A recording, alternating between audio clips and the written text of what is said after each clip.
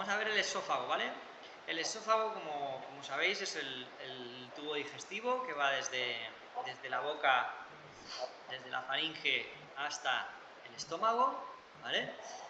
Y es una tubería muscular, ¿vale? Que facilita, que tiene movimientos que facilitan, tanto por la gravedad como movimientos propios, que llegue el alimento al estómago, ¿vale?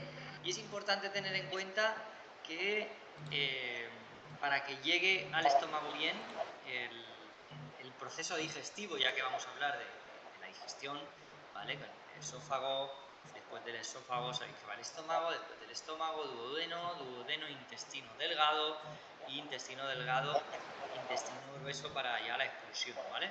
Vamos a ir hablando de cada una de esas vísceras, pero es una continuidad, ¿vale? De por donde va el bolo alimentario, ¿vale? Entonces, lo primero que hay que decir es que la digestión empieza en la boca, ¿vale? Se suele pensar que la digestión se hace en el estómago, ¿vale? Pero la primera parte de la digestión se hace en la boca. ¿Qué quiere decir esto? Que es importante masticar bien los alimentos, machacarlos, triturarlos ya previamente en la boca antes de llegar al estómago para que facilite el proceso, ¿vale? Un momentito. Vale. Ok. Vale, entonces,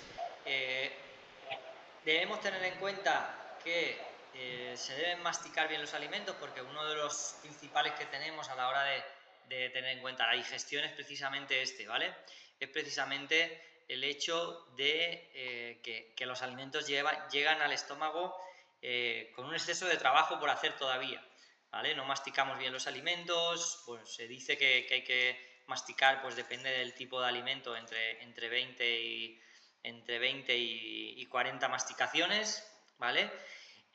No solo porque llegue machacado, sino porque hay que tener en cuenta que la saliva, el proceso salival, el proceso de la boca, ya hace parte de la digestión, se inicia la digestión ahí. Quiere decir que el hecho de que se produzca la saliva informa al cerebro de que prepare al estómago, de que se viene trabajo y demás para que éste esté previamente preparado.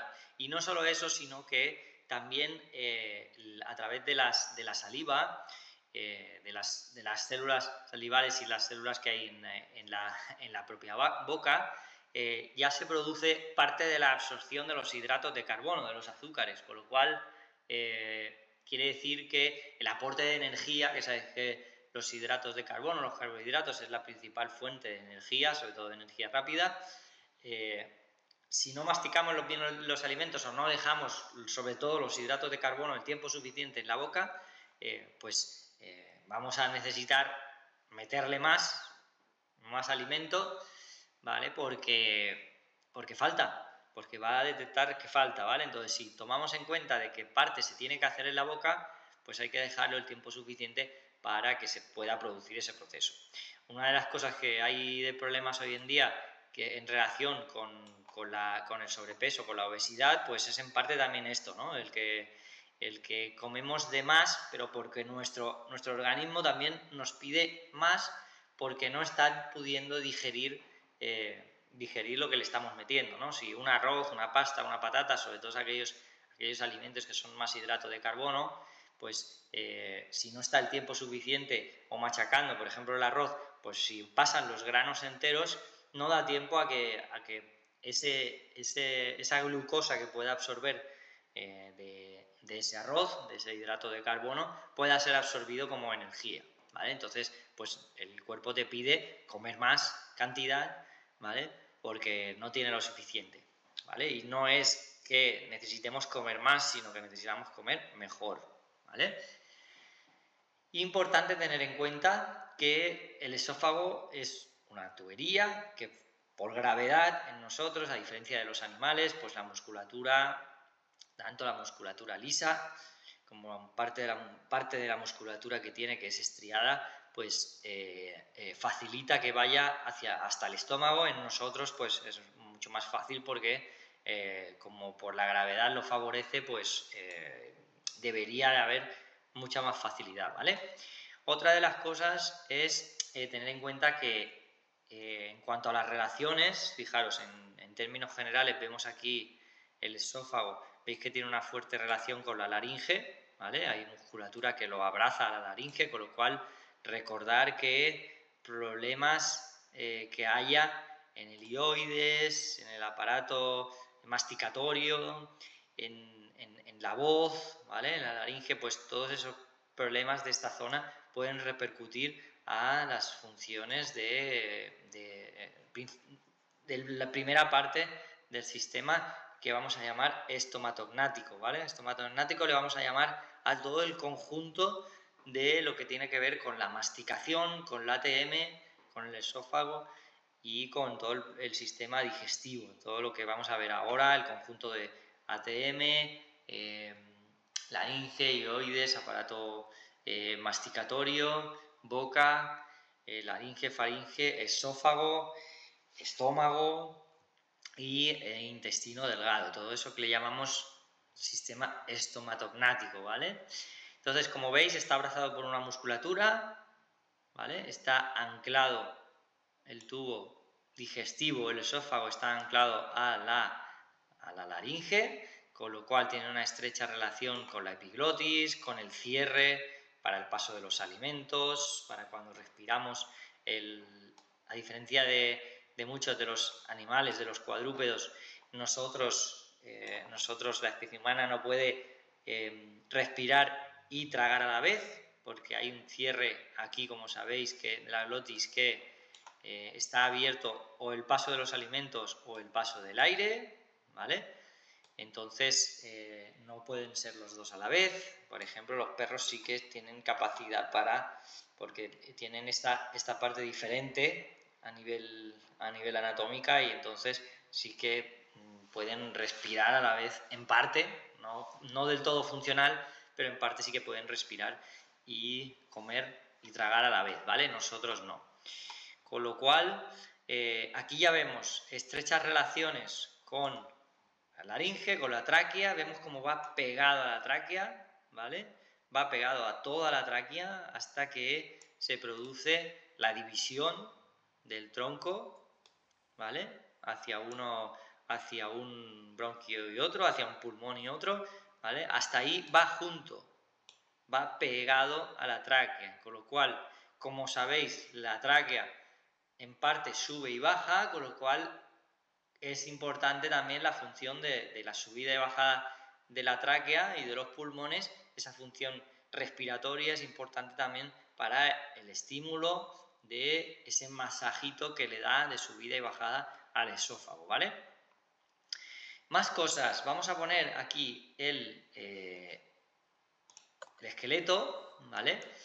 Para ver cómo, aunque aquí del todo no se aprecia porque no están los ligamentos y demás, y las fascias, pero el esófago, desde su paso por la laringe, aquí en esta parte, cuando ya sale de aquí, desde la charnela, ¿no? Desde C6, C7 hasta D4, está apoyado, a ver, bueno, aquí no se aprecia del todo, pero está apoyado a la columna, ¿vale? Es importante tenerlo en cuenta porque si hasta D4 está apoyado, ¿vale? Que es hasta por aquí, ¿vale? A ver, podemos quitar clavícula, esto, nos acercamos, sí, D1, D2, D3, D4, bueno, aquí no se aprecia, ¿vale? Ya sabéis que es un programa que está muy bien de anatomía y nos sirve mucho, pero a nivel fascial, a nivel de tejido, a nivel anatómico no acaba de corresponder del todo, pero bueno, más o menos corresponde hasta D4, que sería por aquí, ¿vale? Que es donde hay la división de los bronquios, ¿vale? De 3, D4, con lo cual hay que tener en cuenta que si está unido desde las cervicales bajas hasta D4, quiere decir que la movilidad de ese segmento, sobre todo D4 como parte final, ¿vale? Porque el resto funciona en bloque con respecto al esófago, funcionaría en bloque porque va pegado a él, unido a la columna, ¿vale? A nivel fascial, pero como D4 es el último, entonces tenemos que tener en cuenta la relación que hay estructural y visceral de esqueleto y de columna y en este caso esófago, para tener en cuenta que cualquier disfunción en D4 podría estar en relación con este sistema estomatognático, o sea, con este esófago, pero sobre todo como el esófago es, pobrecito, el que menos movimientos propios tiene, entonces dependerá siempre de lo que pase, pues sobre todo abajo en el estómago o en el diafragma, con lo cual ahí vemos otra vez una fuerte relación a nivel estructural y visceral de D4, como vimos en el estómago. Acordaros que en el estómago dijimos de D5, D6 hasta D9 más o menos, ¿vale?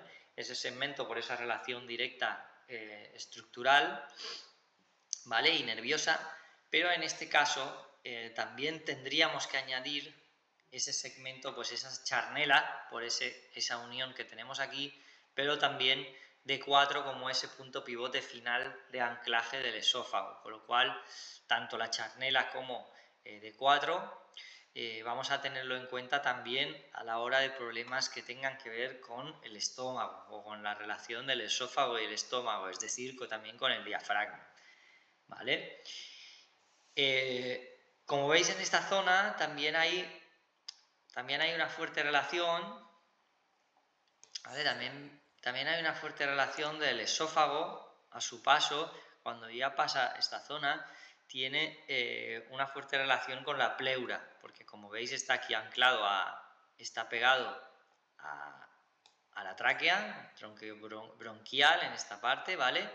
Y también, aunque no lo veamos aquí, pero la pleura, como sabéis, pues abraza toda esta parte de la tráquea, ¿vale? Con lo cual el esófago está pegado a nivel facial, en contacto directo con la pleura, con lo cual también tenemos ahí una relación directa a nivel visceral, de una víscera con otra, es decir, esófago y pleura, ¿vale? Pero también, como veis, por donde pasa, ¿vale? Vemos cómo, ya vamos a quitar esto, voy a quitar el esqueleto, y también tiene una relación directa, esta tubería, este esófago, tiene relación directa con el pericardio, ¿vale? Como veis, aquí ya lo vemos, esto es una vista desde atrás, vemos aquí el corazón, ¿vale? Como sabéis, está envuelto por el pericardio, está envuelto por el pericardio, ¿vale? Y entonces también tiene una estrecha relación con el pericardio, ¿vale? Pericardio, que en parte ya sabéis que pericardio depende en gran parte de la función motora y de la motilidad de los pulmones, ¿vale? De la pleura como motor.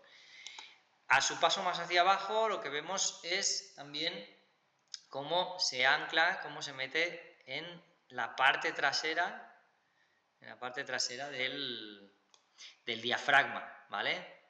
Con tendencia hacia el lado izquierdo, ¿vale? Que es el lado donde está el estómago, ¿vale? Entonces, como veis, aquí tenemos dos grandes orificios, ¿vale? Posteriores, que uno es para el esófago y el otro es para la arteria, ¿vale? Para la arteria aorta, ¿vale? Grande. Como veis, el de la aorta está libre para que no influyan disfunciones, para que no influya la contracción del diafragma, ¿vale? Veis cómo no está envuelto por células musculares, ¿vale? Para que no le afecte la contracción, ¿vale? Es un orificio libre, ¿vale? Un orificio libre, por aquí, ¿vale? Pero en cambio, sí tenemos ahí, ¿vale? Sí tenemos aquí este agujero que sí que está envuelto por todo tejido muscular para que esa contracción muscular le ayude a ese masajeo de tirar de él un poquito para arriba, un poquito para abajo a ese esófago para mejorar la función. Aquí tenemos otro agujero, ¿vale? Aquí tenemos otro agujero que también está envuelto por tejido muscular, pero en este caso la parte más fibrosa, ¿vale? Que este es para la vena cava, ¿vale? Que esto es la vena cava por gravedad, sabemos cómo dificulta el paso, ¿vale? No así la aorta, y entonces pues el diafragma también ayuda a ese bombeo de retorno sanguíneo hacia el corazón, en este caso hacia la aurícula derecha, ¿vale? Ok, entonces vamos a ver si vemos más relaciones aquí.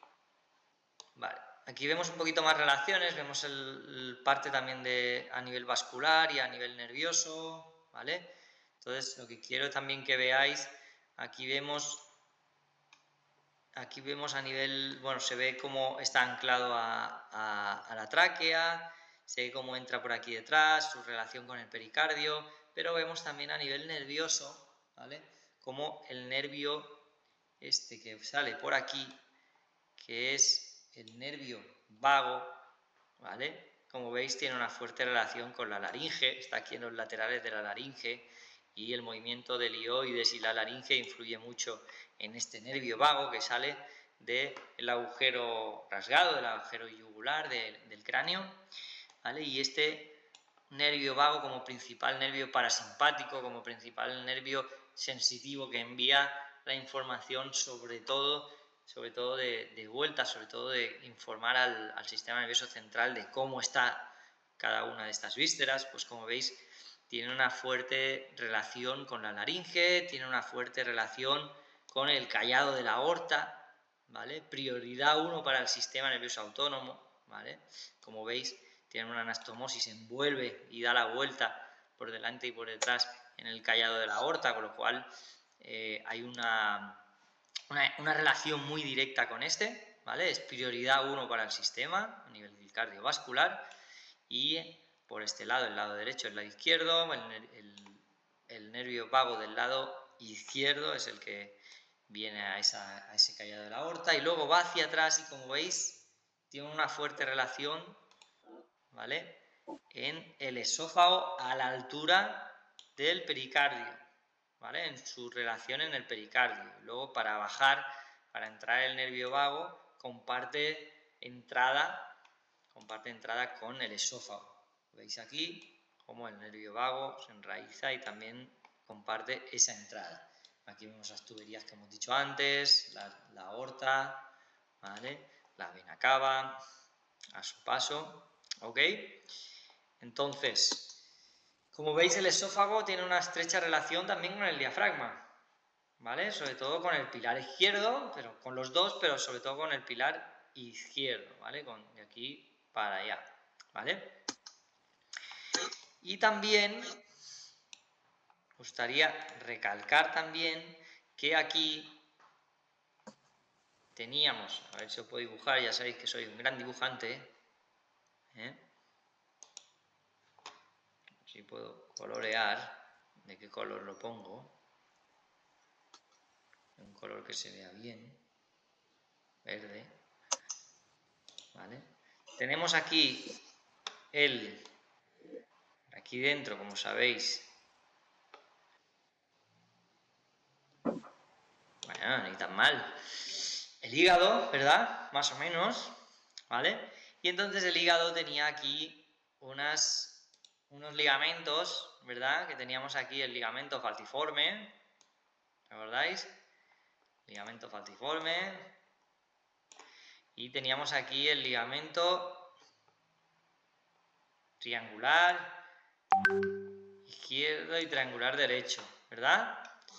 Pues ese tejido a nivel fascial, ese ligamento triangular izquierdo del hígado, ¿vale?, ancla también o comparte fascia, comparte ligamento, ¿vale?, anclaje con el final del esófago, ¿vale?, justo antes de la entrada al estómago, ¿sí? ¿Vale? Entonces, si damos aquí la vuelta, ¿vale?, si quitamos, se quita esto, quitamos aquí, ¿vale?, pues vemos como aquí tendríamos ese ligamento que estábamos poniendo, ese ligamento, digamos, que va por aquí, ¿vale?, y también comparte relación con el esófago, ¿vale? Con lo cual ahí tenemos también una relación estructural del hígado, ¿vale? Del movimiento del hígado a nivel biomecánico propio de su movilidad con el esófago, ¿vale? Ok, sujeciones directamente. Hemos dicho que en parte el esófago también se sujeta aquí abajo, ¿vale? El esófago por detrás también se sujeta, como hemos dicho, a la tráquea. Recordar, sujeciones, ¿vale? El esófago se sujeta, se sujeta a la tráquea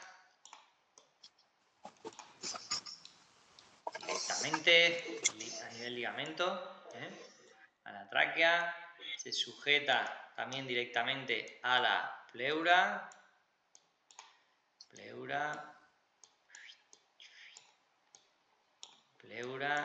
y relación directa con pericardio también, con el pericardio.